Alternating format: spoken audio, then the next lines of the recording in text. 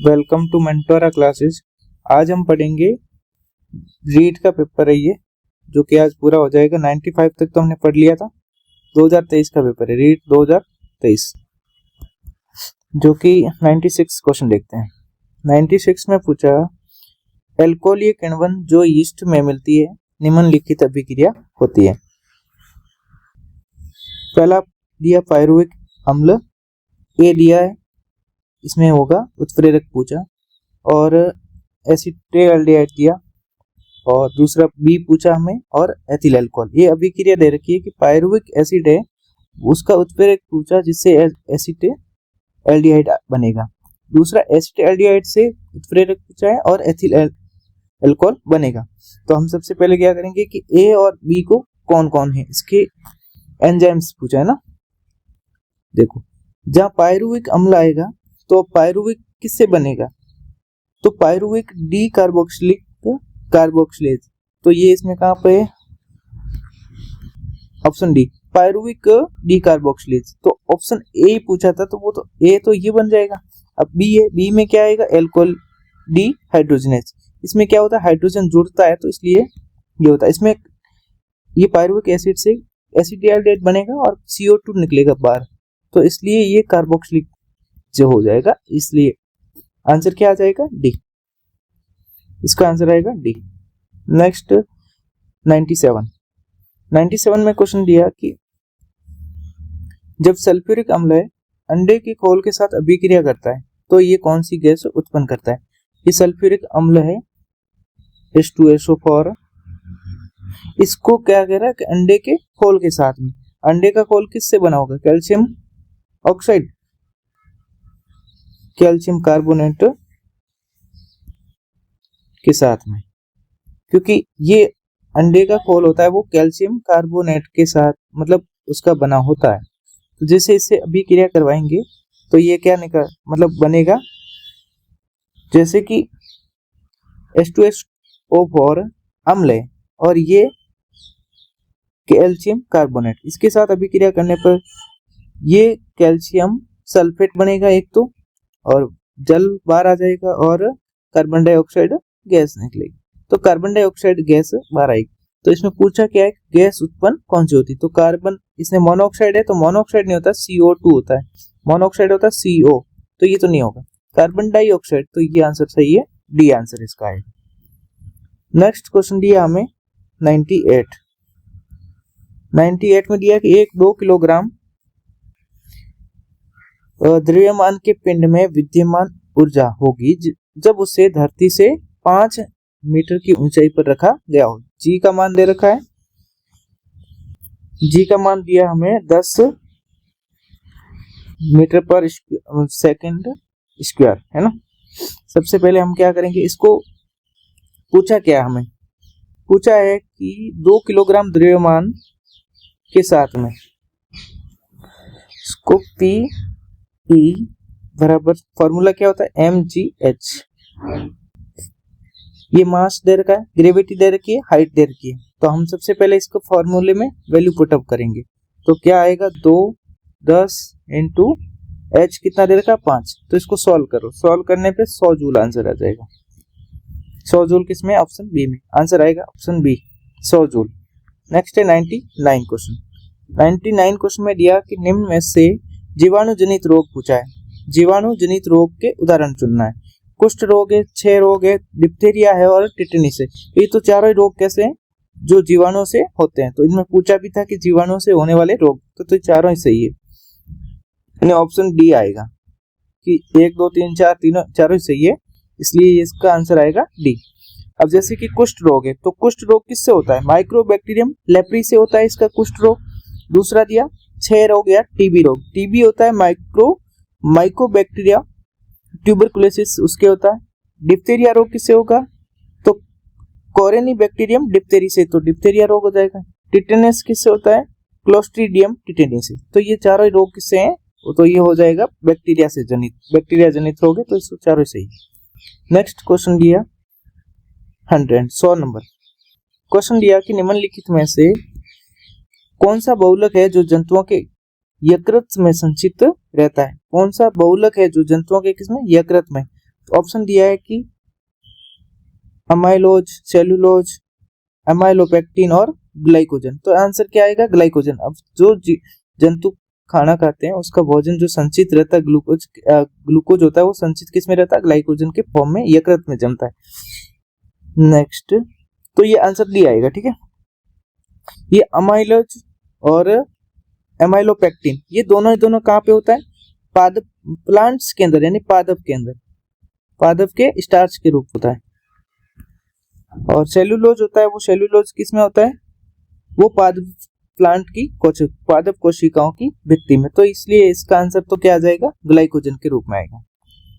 101 question दिया, विरंजन क्रिया के लिए विरंजक चूर्ण में सक्रिय घटक।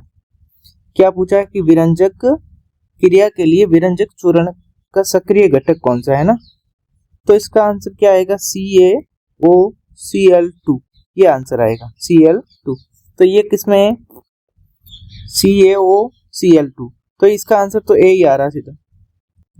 ये चारों ही गलत हो जाएंगे, तीनों ही, मतलब चौथा ऑप्शन आंसर ए है ना, वही इसका सही है। 102 में देखो, निम्न में से कौन सा असंपर्क बल नहीं है? नहीं पूछा है तो हम क्या करते हैं? असंपर्क बल है नहीं, जो संपर्क में नहीं होगा वो असंपर्क होगा। तो सबसे पहले हम देखते हैं, ऑप्शन ए दिया है कि चुंबकीय बल है, चुंबकीय बल, स्थिर विद्युत बल और तो गुरुत्वाकर्षण बल और घर्षण बल। तो घर्षण बल होता है वो कैसा होता है? संपर्क बल होता है, ये होता है संपर्क बल। और हमें पूछा असंपर्क बल कौन सा नहीं है, तो संपर्क बल है वही तो आंसर आएगा, इसलिए इसका आंसर आएगा डी, क्योंकि गुरुत्वाकर्षण बल, चुंबकीय बल और स्थिर विद्युत बल है, ये जो क्या है? असंपर्क बल है। नेक्स्ट क्वेश्चन 103, श्वेताणु जिसमें सैम के बीज यानी सेब के बीज की आकृति का सबसे बड़ा केंद्रक होता तथा भक्षणकारी होते हैं, कि ऐसा बोल रहा है कि श्वेताणु यानी डब्ल्यूबीसी में सेम के आकार का बीज के केंद्रक होता है, उसमें वो भक्षणकारी उसका काम होता है, वो भक्षणकारी होता है, वो कौन है ना? तो मोनोसाइट्स होता है ना, मोनोसाइट्स यानी मोनोसाइट, ये रहा ऑप्शन डी। तो मोनोसाइट होता है वो क्या होता है कि उसका केंद्रक बड़ा होता है और भक्षणकारी होता है। मोनोसाइट डब्ल्यूबीसी के अंदर सबसे बड़ी होती है और इसका केंद्रक होता है वो कैसा होता है कि सेम के बीज की आकृति का होता है, और उत्कों में जाकर मैक्रोफेज बनाता है जो कि रोगाणुओं का क्या करता है? भक्षण का काम करता है। इसने बताया कि भक्षणकारी होता है। तो ये मोनोसाइट्स की विशेषता बताई, तो इसका आंसर मोनोसाइट्स रहेगा। देखो लिम्फोसाइट है वो क्या? इसका केंद्र कैसा होगा? गोल होगा। और ये कैसे काम करता है? एंटीबायोटिक के रूप में काम करता है, एंटीबॉडी के रूप में काम करेगा। और इयोसिनोफिल होता है, इयोसिनोफिल और बेसोफिल ये एलर्जी के काम आता है। इयोसिनोफिल और बेसोफिल है ये, ऑप्शन ए और ऑप्शन सी दे रखा है। तो ये एलर्जी में सक्रिय होते हैं, इसकी भक्षणकारी क्षमता नहीं होती है। 104 क्वेश्चन देखो, इसका आंसर तो एक केंद्रक या मोनोसाइट से आंसर आएगा। 104 में देखो दिया कि जब दाब बढ़ाया जाता है तो बर्फ का गलनांक, अब इसने पूछा है कि जब दाब बढ़ाएंगे तो बर्फ का गलनांक क्या होगा? जब दाब बढ़ाया जाए तो बर्फ का गलनांक घटेगा, क्या होगा? घटेगा। तो इसमें आंसर आएगा सीधा, सिंपल सा क्वेश्चन है, क्योंकि बर्फ जो क्या होता है कि दाब बढ़ाने पे बर्फ पिघलने पर सिकुड़ती है, यानी आयतन कम हो जाएगा। तो ऐसे पदार्थों पर दाब बढ़ाने से उनका गलनांक क्या हो जाता है? कम, यानी वे जल्दी से पिघल जाते हैं, इसलिए इसका आंसर क्या होगा? ये घट जाता है, बर्फ का गलनांक है वो घटेगा। 105 में क्या दिया कि निम्नलिखित में से कौन सा प्राकृतिक बहुलक नहीं है? प्राकृतिक बहुलक नहीं है, तो ऑप्शन दिया सेल्यूलोज, स्टार्च, रेयन और आरएनए। तो ये तो रेयन है, इसमें ये कैसा है? प्राकृतिक नहीं है, आर्टिफिशियल है, तो इसलिए ये कैसा है? आंसर इसका आएगा रेयन। सेल्यूलोज, स्टार्च और आरएनए ये तो तीनों ही क्या है? प्राकृतिक बहुलक है, और इसका आंसर आएगा रेयन, क्योंकि रेयन को कृत्रिम रेशम भी कहते हैं। ये लकड़ी की लुगदी का रासायनिक उपचार देकर क्या बनाया जाता है? अर्ध संश्लेषित या सेमी सिंथेटिक होता है, इसलिए इसको बोलते हैं रेयन। ये प्राकृतिक नहीं होता है, तो हमें तो पूछा था प्राकृतिक नहीं है। नेक्स्ट क्वेश्चन दिया, क्वाशियोर रोग किसकी कमी से होता है? क्वाशियोर रोग किसकी कमी से होता है? तो ये प्रोटीन की कमी से होता है, सिंपल सा आंसर है। देखो प्रोटीन की कमी से क्या होता है? क्वाशियोर। एक मेरस्मस रोग भी होता है, वो प्रोटीन की कमी से, लेकिन उसमें क्या होता है? एनर्जी की भी कमी होती है, तो उसको मेरस्मस रोग होते हैं। प्रोटीन प्लस अगर एनर्जी ऊर्जा दोनों की कमी आए तो मेरस्मस रोग होगा, और ओनली प्रोटीन की कमी से हो तो क्वाशियोरकोर। इसमें पेट, बच्चे का पेट निकल जाता है इस वजह से। और दूसरा आयोडीन, आयोडीन से तो घेंगा या गोइटर रोग बोलते हैं, तो वो तो ये आ जाएगा। और आयरन, आयरन से एनीमिया होता है, आयरन की कमी से एनीमिया रोग होता है। विटामिन तो रतौंधी, स्कर्वी वगैरह ये सारे रोग विटामिन की कमी से होता है। तो इसमें तो हमारा पूछा था क्वाशियोरकोर, तो वो तो प्रोटीन होगा, आंसर आएगा ए। नेक्स्ट क्वेश्चन 107 दिया कि निम्न में सर्वाधिक संख्या में उपस्थित परमाणु है। ये जो हमें दिया है कि परमाणु सबसे ज्यादा किसमें है, तो सबसे पहले तो देखो इसका फॉर्मूला देखते हैं। मोल पूछा तो किस में बराबर आएगा, भार अपॉन एटॉमिक वेट। ठीक है, तो अब सबसे पहले देखते हैं पहला ऑप्शन को। पहले ऑप्शन में क्या दिया, 4 ग्राम हीलियम की दे रखी, 4 ग्राम हीलियम, तो भार कितना है 4, और हीलियम का एटॉमिक वेट होता है वो 4 होता है, तो इसका आंसर 1। पहले का ये तो ए का हो गया। बी को देखते हैं, बी में क्या दिया है कि 46 gram sodium, 46 gram sodium, sodium का भार कितना होता है 23 ग्राम, इसमें हो जाएगा 2 मोल। ये कितना आ रहा था 1 मोल, दूसरे का 2 मोल। सी में देखो, सी में कितना दिया 0.4 ग्राम। अब इसका वेट कितना होता है 40, कैल्शियम का वेट होता है 40, तो इसका आंसर आएगा 0.01 मोल। डी को देखते हैं, डी में दिया हमें 12 ग्राम हीलियम, तो 12 ग्राम वेट इसका। हीलियम का वेट हमने देखा कि अभी 4 ग्राम ही होता है, तो इसका कितना आएगा 3।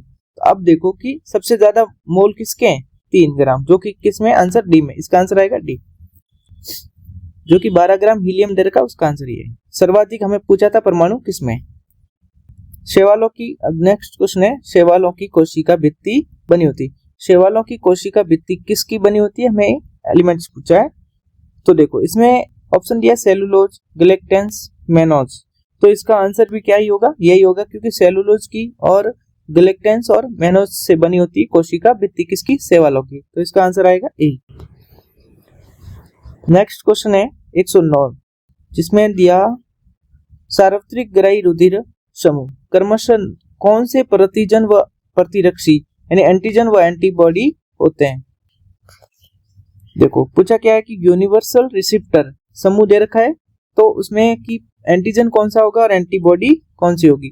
कोई भी एंटीजन नहीं होगा, ए बी होगा, तो इसका आंसर क्या आएगा ए व बी, एंटीजन भी होगा और कोई प्रतिरक्षी नहीं होगा, क्योंकि ये जो रुधिर सर्वाधिक ग्राही होता है वो कौन सा होता है, ए बी होता, तो ए बी ब्लड ग्रुप के अंदर प्रतिरक्षी कोई नहीं होता, इसीलिए सर्वाधिक ग्राही होता है ना, तो प्रतिरक्षी नहीं है एक में, जो कि ए और बी दोनों एंटीजन होते हैं, इसलिए आंसर क्या आएगा ए बी आ रहा है इसका। नेक्स्ट है प्लास्टर ऑफ पेरिस पे, प्लास्टर ऑफ पेरिस का सूत्र पूछा है ना। प्लास्टर ऑफ पेरिस में ऑप्शन दिया CaSO फॉर हाफ जल, तो आंसर ही डायरेक्ट, क्योंकि यही इसका क्या है सूत्र है, इसका फॉर्मूला। और CaSO फॉर 1/4 हाफ अणु, ये किसका है, मतलब ये तो फॉर्मूला ही सही नहीं है। CaSO फॉर 1/3 ये भी नहीं है। दूसरा CaSO फॉर 2 वाटर, ये किसका, जिप्सम का है, ये किसका है जिप्सम का। नेक्स्ट क्वेश्चन दिया हमें उष्मा गति का शून्य, उष्मा गति का शून्य नियम संबंधित है, उष्मा गति का शून्य नियम संबंधित है किससे, उष्मा से, कार्य से, आंतरिक ऊर्जा से और तापांतर से। किससे होगा, तो तापमान से है ना, क्योंकि उष्मा गति का शून्य नियम होता है वो तापमान से ज्यादा रिलेशन है, ना कि उष्मा कार्य और आंतरिक ऊर्जा से नहीं है, क्योंकि ये प्रथम नियम से रिलेटेड रहते हैं। तो हमें पूछा था शून्य नियम से, उष्मा गति का शून्य नियम है वो ताप से संबंधित है। नेक्स्ट 112 में पूछा कि यूकैरियोटिक व प्रोकैरियोटिक कोशिकाओं में पाया जाने वाला झिल्ली रहित अंगक, झिल्ली रहित अंगक पूछा है ना। झिल्ली रहित अंगक ऑप्शन दिया microbody, lysosome, ribosome, Golgi complex, तो इसका तो राइबोसोम होता है जिसमें कोई भी झिल्ली नहीं होती, झिल्ली रहित अंगक नहीं होता है, तो इसलिए हमें आंसर क्या आएगा इसका राइबोसोम। माइक्रोबॉडी और लाइसोसोम और गोल्जी कॉम्प्लेक्स इनमें सब में होता है। राइबोसोम में कोई झिल्ली नहीं होती। ये दो प्रकार की कोशिकाओं में प्रोटीन संश्लेषण का भी काम कौन करता है? राइबोसोम करता है। ठीक है, यानी इसमें प्रोकैरियोटिक और यूकैरियोटिक में है ना, यूकैरियोटिक में तो होता है 80s और प्रोकैरियोटिक में कितना होता है? 70s। ठीक है, नेक्स्ट क्वेश्चन हमें 112 हो गया। 113 में देखो,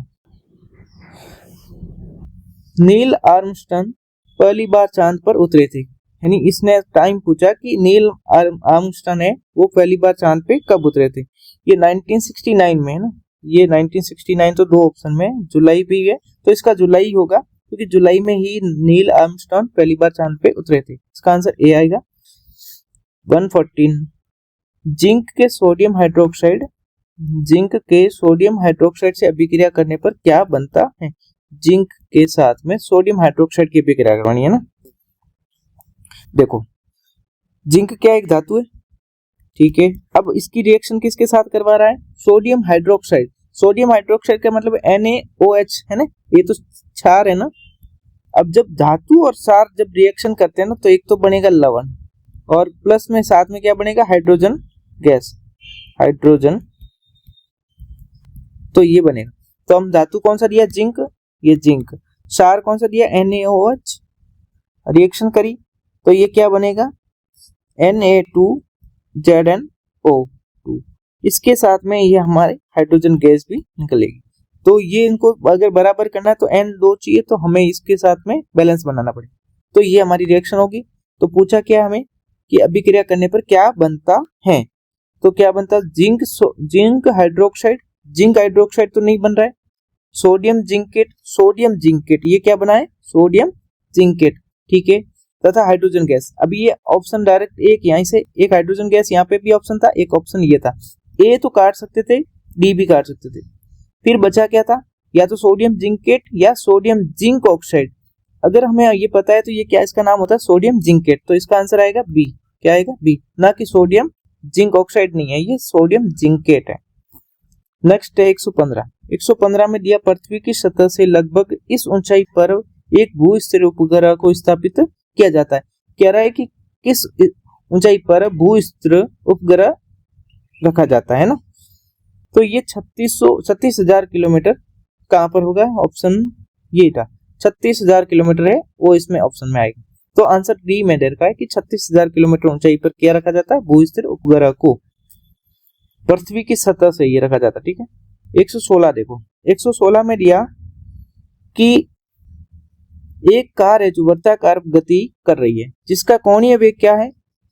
2πr रेडियस है, रेडियस पर सेकेंड। उसका आवर्तकाल पूछा, हमें आवर्तकाल पूछा है। तो हम सबसे पहले क्या करेंगे? आवर्तकाल का फॉर्मूला देखते हैं। जब हमें कोणीय वेग की सापेक्ष में आवर्तकाल निकालना हो तो t बराबर उसका होगा 2π ओमेगा, है ना।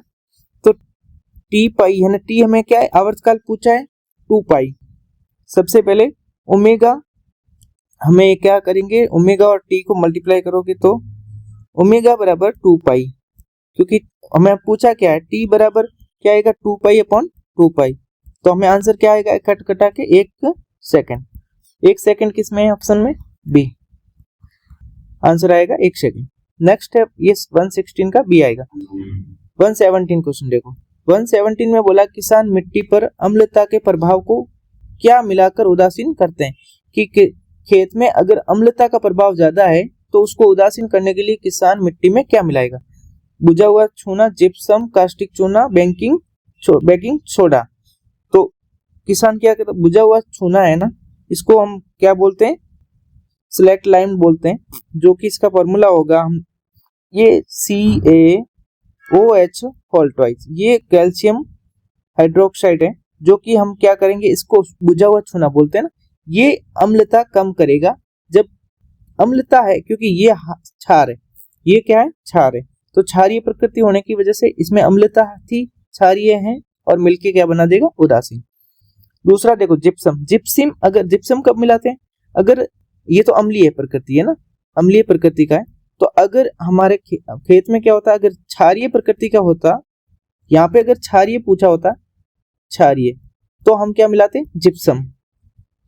और कास्टिक सोडा और बेकिंग सोडा ये है तो क्षारीय प्रकृति, लेकिन इस सब महंगा होने की वजह से ये नहीं मिलाया जाता है। इसका आंसर क्या आएगा? ए आएगा कि बुझा हुआ छूना है वो उसको मिलाया जाता है। ठीक है, बिना बुझा हुआ, मतलब बुझा हुआ छूना ये है, तो इसका आंसर क्या आएगा? ए, बुझा हुआ छूना इसका आएगा आंसर। नेक्स्ट क्वेश्चन है 118। 118 में दिया कि दो समान 6 ओम के प्रतिरोध समानांतर क्रम में लगाए जाते हैं, तो उनका तुल्य प्रतिरोध पूछा है हमें ना। तुल्य प्रतिरोध ज्ञात करेंगे तो हम कैसे, यानी प्रतिरोध, ये तुल्य प्रतिरोध है R/NL है ना। तो सबसे पहले हमें देखना है, पूछा है तुल्य प्रतिरोध, ये तुल्य प्रतिरोध को निकालने के लिए हमें क्या रेजिस्टेंस चाहिए, यानी 6 ओम। R बराबर कितना दे रखा है? 6, और N बराबर हमें कितना दिया है कि हमें पूछा है कि समानांतर प्रतिरोध है, क्रम में लगाए जाते हैं, तो उनका तुल्य प्रतिरोध, दो पूछे ना, दो समान है, तो N का मान तो 2 ही आएगा। ठीक है, अब हमें क्या करना है, तो इसमें वैल्यू पुटअप कर लेते हैं। R इक्वल टू 6/2 कितना आएगा? 3 ओम। कहाँ पे है? 6, ये आएगा आंसर ए में। नेक्स्ट क्वेश्चन है 119। 119 में बोर के परमाणु मॉडल में निम्नलिखित में से कौन सा h/2π का पूर्णांक गुणज है? तो आंसर में क्या आएगा कि गतिज ऊर्जा, परमाणु की त्रिज्या, स्थितिज ऊर्जा और कोणीय संवेग। जब हमें बात की जाए h/2π का पूर्णांक गुणज पूछा जाए तो इसका आंसर कोणीय संवेग आएगा, क्योंकि ये बोर की दूसरी संकल्पना थी। उसके अनुसार में क्या होता है कि इलेक्ट्रॉन केवल उन्हीं कक्षाओं में घूमते हैं, केवल उन्हीं कक्षाओं में घूमते हैं जिनका कोणीय संवेग क्या होगा? L = h/2π। तो इसलिए ये आंसर आएगा कि उसका पूर्ण गुणज होता है। तो L = mvr, या इसको मैं ऐसे लिख सकता हूँ nh/2π। तो ये किसको? कोणीय संवेग को रिलेट करता है, तो इसका आंसर क्या आएगा? कोणीय संवेग। अब गतिज ऊर्जा, परमाणु की त्रिज्या और स्थितिज ऊर्जा, ये क्या है कि h/2π के सीधे गुणज में नहीं होते ना, इसलिए इसका आंसर ये नहीं आएंगे। तो नेक्स्ट क्वेश्चन हमें दिया 120 में पूछा है कि आंतर श्लेष्मा उपकला की कौन सी कोशिका श्लेष्मा का स्त्रावण करती है? आंत में श्लेष्मा उपकला है, उसकी कौन सी कोशिका है जो श्लेष्मा का स्त्रावण करती है? तो गॉबलेट सेल होती है। गॉबलेट सेल है, कौन सी है? बी, आंसर आएगा बी। देखो, गॉबलेट सेल तो श्लेष्मा का स्त्रावण करेगी, जो कि श्लेष्मा उपकला के अंदर पाई जाती है। और दूसरा पूछा है कि मुख्य, पहला ऑप्शन में क्या दिखा? मुख्य कोशिका है, ये क्या करती है? पेप्सिनोजन को स्त्रावण करती है, जो कि कहाँ पे होती है? ये आमाशय के अंदर, स्टमक के अंदर होता है। ठीक है, सी में पेप्टिक सेल्स भी कहाँ पाई जाती है? स्टमक के अंदर। और ऑक्जेंटिक सेल भी कहाँ पाई जाती है? ये भी आमाशय के अंदर पाई जाती है, जिसमें हाइड्रोक्लोरिक अम्ल होता है, वो इसका स्त्रावण कौन करता है? Oxyntic cell. नेक्स्ट, ये इसका आंसर भी आएगा, गॉबलेट सेल है ना। 121 इसमें पूछा कि एक विद्युत फ्यूज निम्न में से किस सिद्धांत पर कार्य करता है? यानी विद्युत फ्यूज की बात करें, फ्यूज का क्या पूछा? कार्य। तो ये धारा के रासायनिक प्रभाव, धारा के चुंबकीय प्रभाव, धारा के प्रकाशीय प्रभाव और धारा के तापीय प्रभाव। तो इसका आंसर आएगा धारा के तापीय प्रभाव। जब विद्युत फ्यूज निम्न में से किस सिद्धांत पर काम करता है? तो धारा के तापीय प्रभाव। क्योंकि हम जानते हैं, क्योंकि जूल के तापन नियम क्या होता है, उसके अनुसार हम क्या करते हैं, जब करंट सीमा से अधिक होती है ना, तो इसमें क्या होता है, वो ये फ्यूज है गर्म होकर पिघल जाता है और ये टूट जाता है। तो ये तापीय प्रभाव पे होता है, ना कि प्रकाशीय, ना चुंबकीय, ना रासायनिक, ये तीनों नहीं जाएंगे। आंसर आएगा डी, धारा के तापीय प्रभाव पे फ्यूज कार्य करता है। नेक्स्ट क्वेश्चन देखो, निम्नलिखित में से कौन एल्केलाइंस की एक सजातीय श्रृंखला से संबंधित है? एल्केलाइंस पूछा है ना, एल्केलाइंस क्या है, इससे संबंधित। अब इसका सबसे पहले तो हम फॉर्मूला ही रखते हैं, फिर बाद में आंसर आएगा। CnH2n-2, ये एल्केलाइंस का फॉर्मूला है, इसके अंदर वैल्यू पुटअप करो। तो n की जगह पे क्या लगाना है? कार्बन जितने दे रखे हैं, तो कार्बन 6 दे रखा है, H 6, n का मतलब कितना है? 6, मतलब यहां से एक वापस, हाँ, H2 n की जगह पे 6 - 2, इसको निकालो। वैसे इसको सॉल्व करने पे, सबको सॉल्व करेंगे तो इसका आंसर क्या आएगा? CH3, मतलब ये पहले पूछा था CH3 CH4, तो ये इसका आंसर क्या आ जाएगा, इसको सॉल्व करते सबको, है ना।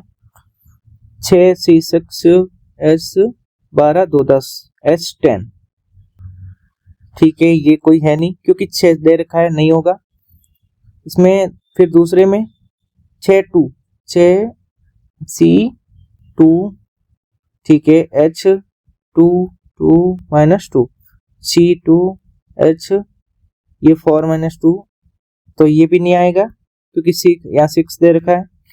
C2 को देखते हैं ना, अब इसको सॉल्व करो। C2 हमें आना था 4, है ना। C2 H2 इंटू, मतलब यहाँ पे कितना देगा 4 -2, C2 H 8 -2 यानी 6। यहाँ से सॉल्व करने पे क्या आ रहा है, हाइड्रोजन की संख्या कितनी दे रखी है,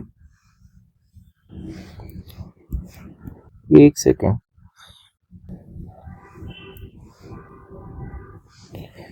इसको सॉल्व, एल्केलाइंस पूछा है ना।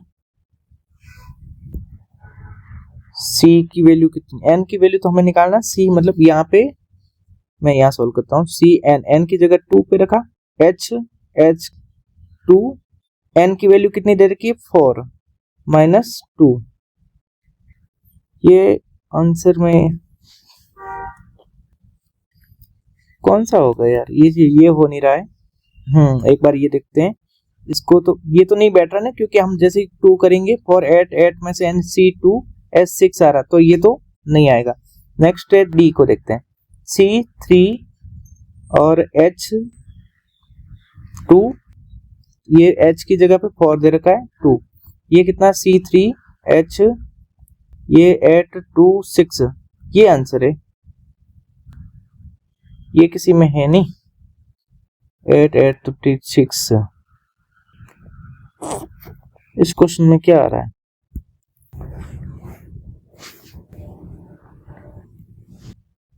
इसको यहां से देखो, एक बार इसको सॉल्व करते हैं वापस, क्योंकि जब ये हमें फॉर्मूले के अंदर वैल्यू पुटअप कर रहे हैं ना, वो गलत हो रही है ना, क्योंकि एक मिनट, यहां से देखो इसको, CnH2n -2, ये फॉर्मूला एल्काइन का है ना, तो Cn की जगह पे ये 2 रखा और H2n की जगह कितना रखा 2 -2, C2 ये 4 -2, तो CH2।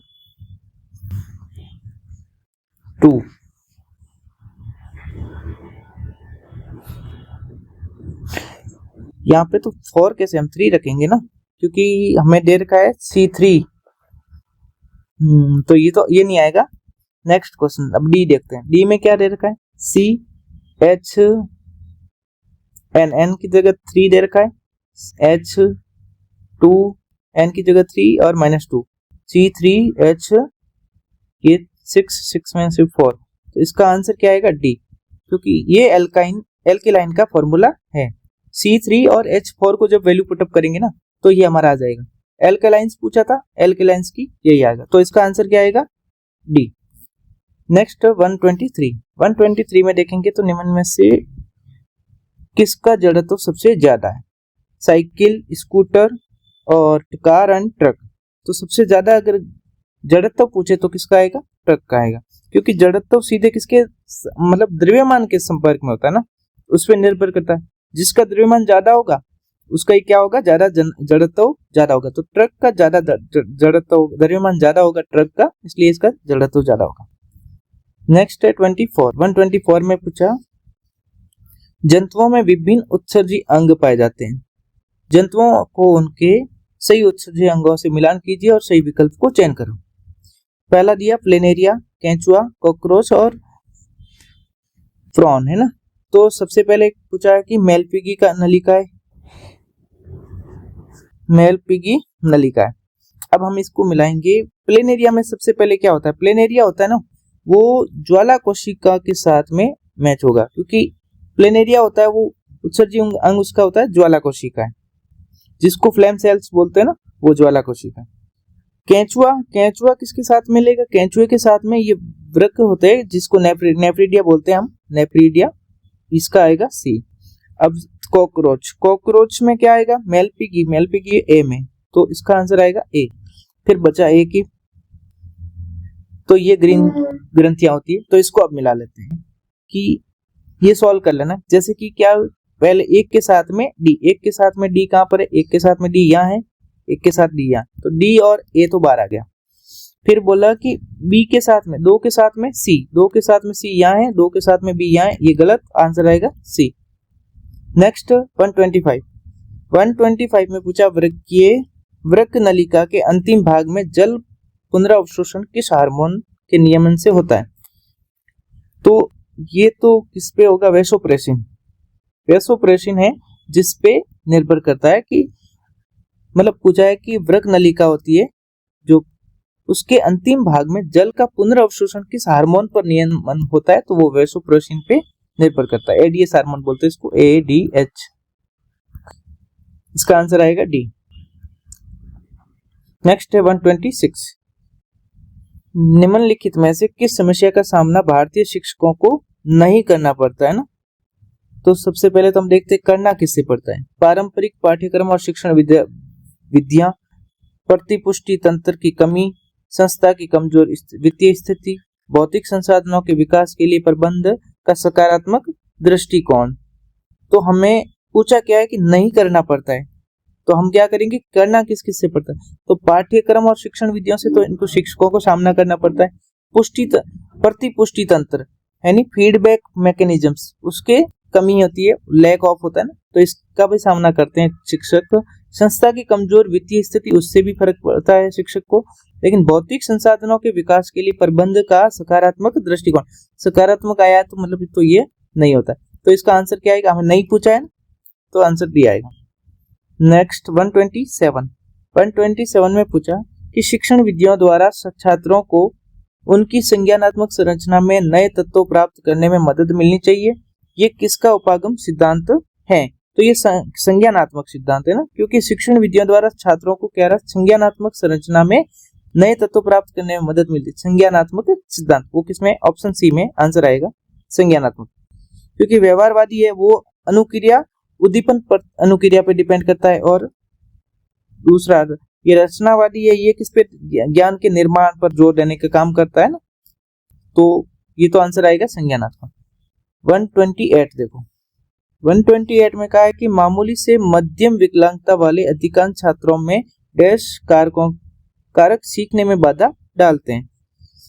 ये पूछा कि मामूली से मध्यम विकलांगता वाले अधिकांश छात्रों में डैश कारक से सीखने में बाधा डालते हैं। तो ये किसमें होगा, परासंज्ञात, क्रियात्मक और सामाजिक और संज्ञानात्मक। इसका भी आंसर क्या आएगा, संज्ञानात्मक कारक।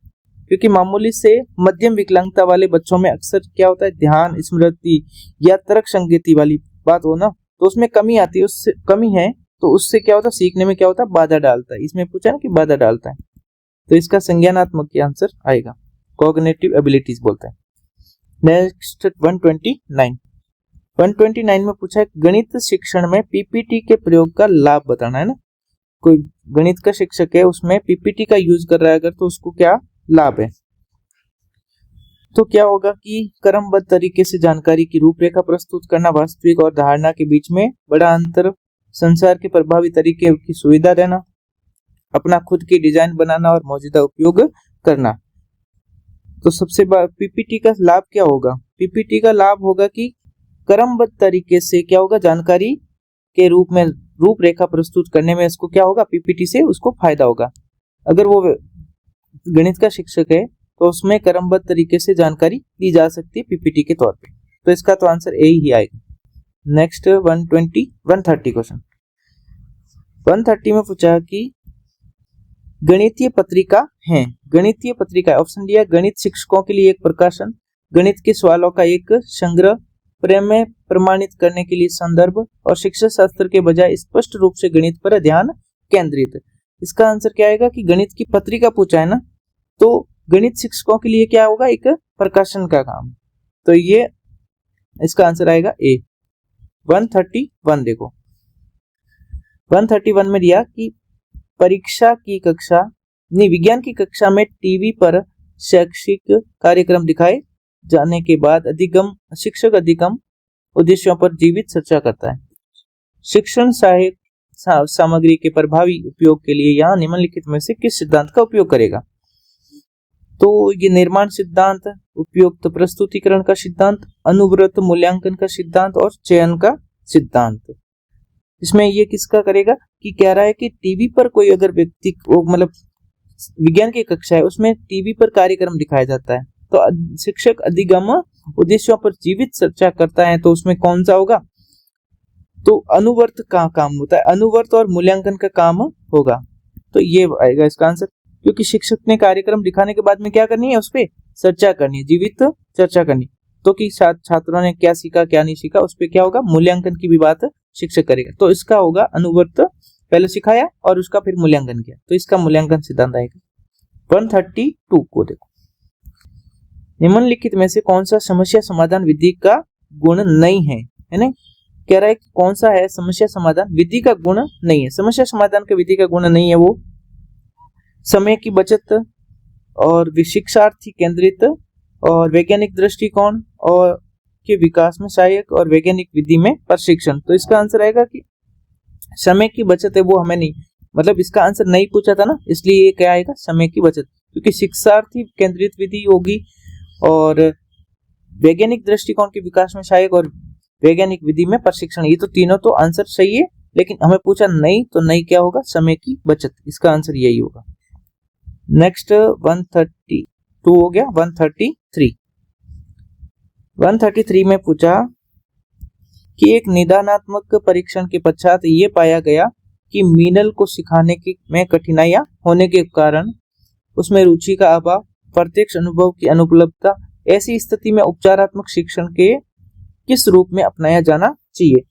ऑप्शन दिया कक्षा शिक्षण, व्यक्तिगत ट्यूटोरियल शिक्षण, अनौपचारिक शिक्षण, स्व अनुदेशात्मक शिक्षण। तो इसका आंसर क्या आएगा, अनौपचारिक, क्योंकि ये कह रहा है कि अगर उसको मीनल को क्या हो रहा है, सीखने में क्या हो रही कठिनाई, रुचि का अभाव है या प्रत्यक्ष अनुभव का अनुपलब्धता, तो उसमें क्या करना पड़े, अनौपचारिक शिक्षण करवाना। नेक्स्ट क्वेश्चन 134, दैनिक जीवन में अलग अलग व्यक्ति एक ही घटना को देखते हैं, लेकिन इसकी रिपोर्ट विश्व दृष्टि में भिन्नता होने के कारण अलग अलग तरीके से तैयार करते हैं। ये किस प्रकार रचनावाद है? हमें पूछा है कि ऑप्शन दिया समाजवादी, सामाजिक रचनावाद, मौलिक रचनावाद, सांस्कृतिक रचनावाद और संज्ञानात्मक रचनावाद। इसका आंसर आएगा मौलिक रचनावाद, है ना, मौलिक रचनावाद। कह रहा है कि अलग अलग व्यक्ति एक ही घटना को देखते हैं ना, तो ये मौलिक रचनावाद की अलग होगा। कि मौलिक रचनावाद कहता है कि ज्ञान वस्तु ऑब्जेक्ट नहीं होता है, ये बता रहा है कि एक रिपोर्ट देखी विश्व दृष्टि में भिन्नता होने के कारण अलग अलग तरीके से तैयार करते हैं। तो कह रहा है कि ज्ञान वस्तुनिष्ठ नहीं होता है, ज्ञान होता है वो वस्तुनिष्ठ, हर व्यक्ति के अनुभवों और तरीकों पर निर्भर करता है। इसका लिए आंसर आएगा मौलिक रचनावाद। आगे 135, विद्यार्थियों की भाषा अभिव्यक्ति योग्यता और संगठनात्मक योग्यता का पता लगाने के लिए किस प्रकार के परीक्षण का उपयोग किया जाता है? वस्तुनिष्ठ परीक्षण, निबंधात्मक, लघुत्रात्मक और मौखिक। तो जब अभिव्यक्ति योग्यता और संगठनात्मक योग्यता का पता लगाने के लिए परीक्षण कौन सा होगा, निबंधात्मक होगा, जो कि ऐसे टाइप में बोलते हैं उसको। आंसर आएगा बी। नेक्स्ट है 136, 135 हो गया ना, 136 देखो कि सूची 1 और सूची 2 के साथ में सम्मिलित करना, नीचे दिए गए कूटों का उपयोग करते हुए सही उत्तर को चयन करना है। लेखक दे रखे हैं और संप्रत्यय दे रखे हैं। तो सबसे पहले हम बर्ट वर्नर और स्पीयरमैन, गार्डनर और स्टर्नबर्ग। स्पीयरमैन है ना, इसने क्या लिखी थी, सामान्य तथा विशेष बुद्धि। कहाँ पे है, सामान्य तथा विशेष कारक, इसका आंसर ए आएगा। ठीक है, गार्डनर को देखते हैं तो वो बहुबुद्धि पे सिद्धांत काम करता है। गार्डनर बहुबुद्धि कहाँ है, बहुबुद्धि का प्रधान बुद्धि, तो बुद्धि का बहुबुद्धि सिद्धांत ये रहा, यानी ऑप्शन में क्या आएगा, 4 में सी आएगा 4।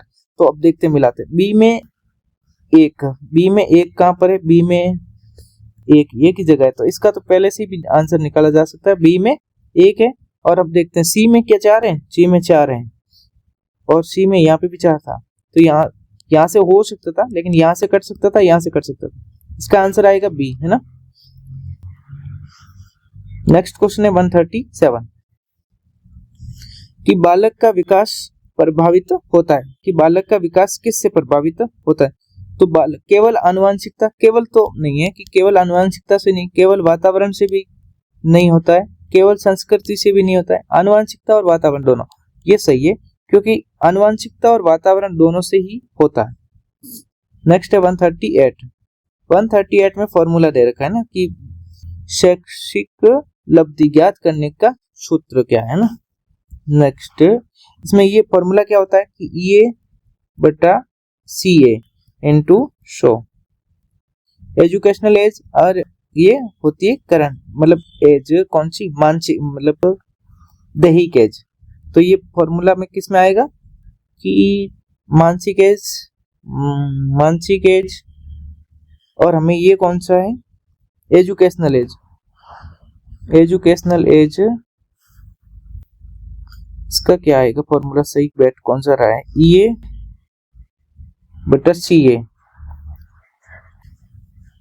बुद्धि लब्धि MA अपॉन CA होता है ना। तो इसका आंसर तो या तो सी होगा, ये फॉर्मूला तो ये होता है, इस फॉर्मूले से अकॉर्डिंग कौन सा आ रहा है देखना एक बार। नेक्स्ट 139, एक अध्यापक ने कक्षा में पढ़ाया कि हाउस का बहुवचन हाउसेज, तो इसी अधिगम में विद्यार्थी ने माउस का बहुवचन माउसेज कर दिया। इस उदाहरण किस प्रकार अधिगम स्थानांतरण का उदाहरण है। मतलब ये कह रहा है कि शिक्षक ने सिखाया था हाउस का बहुवचन करें तो हाउसेज, और फिर स्टूडेंट ने क्या किया, माउस का भी कर दिया माउसेज, लेकिन माउस का माउसेज ना होके MIC माइस होता है ना। तो लेकिन ये विद्यार्थी ने क्या किया, गलत किया। तो ये किसको देख के किया कि हाउस को देख के हाउसेज कर दिया, तो उसको क्या हो गया कि धनात्मक स्थानांतरण, ऋणात्मक और द्विपार्श्विक स्थानांतरण और शून्य स्थानांतरण।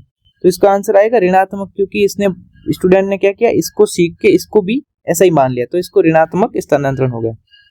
नेक्स्ट है 140, निम्नलिखित में से कौन सा सृजनात्मकता का तत्व नहीं है। सृजनात्मकता का तत्व नहीं पूछा है, तो क्या होगा, स्मृतिकरण ये नहीं होगा। बाकी लचीलापन, धारा प्रवाहिता, मौलिकता, ये तो तीनों तो है, लेकिन ये नहीं है सृजनात्मकता का स्मृतिकरण।